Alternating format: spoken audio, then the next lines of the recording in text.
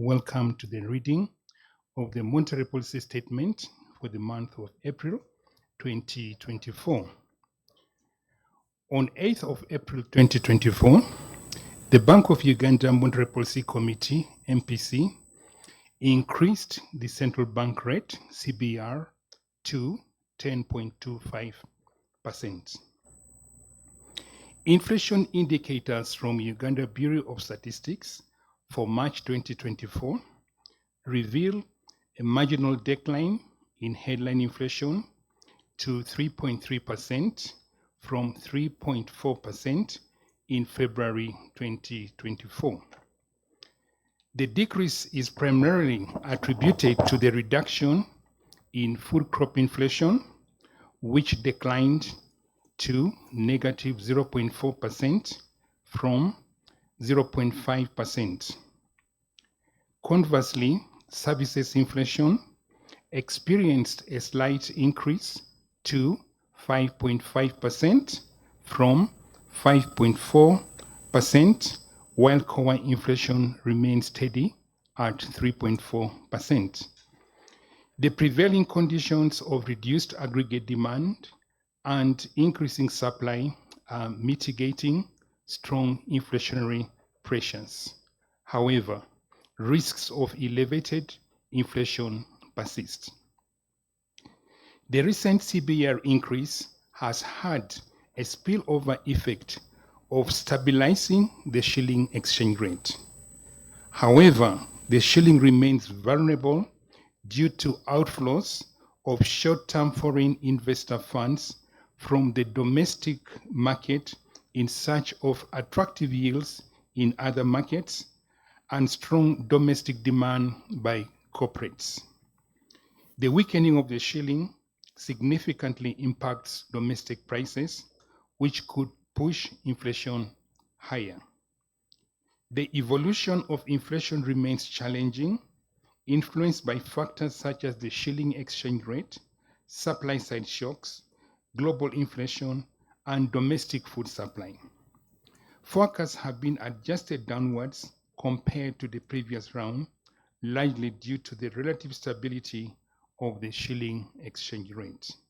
However, short-term projections indicate inflation may rise to between 5.5% to 6% within 12 months ahead, with a return to medium-term target of 5% anticipated in the second half of 2025. Significant upside risks to the inflation outlook persist, including geopolitical tensions in the Middle East, potential energy price hikes, tighter global financial conditions that could lead to a stronger depreciation of the shilling exchange rate, and unfavorable weather patterns. On the contrary, inflation may undershoot expectations if monetary policy reduces demand more than anticipated and global growth deteriorates sharply, resulting in lower import prices. While the economy retains resilience, recent high-frequency indicators suggest a slight downturn in the near-term growth. Uncertainty surrounding the global economic outlook, shilling depreciation, and tight domestic financial conditions could dampen domestic demand. Nonetheless, economic growth for financial year 2023-24 is forecast at approximately 6%, and the subsequent years are expected to hover between 5.5% and 6.5%. A further rise in inflation may dampen household real incomes, leading to reduced consumer spending, while high raw material import costs could constrain investment expenditures. Shortfalls in tax revenue relative to targets may necessitate tax hikes or increased domestic financing, which could potentially crowd out the private sector credit growth. External factors such as a weaker global economy or escalated geopolitical conflicts could further impede growth through disruptions to supply chains and reduce export demands. Considering the persistent upside risk to inflation, the MPC deemed it necessary to tighten monetary policy further to anchor inflation around the medium-term target of 5%.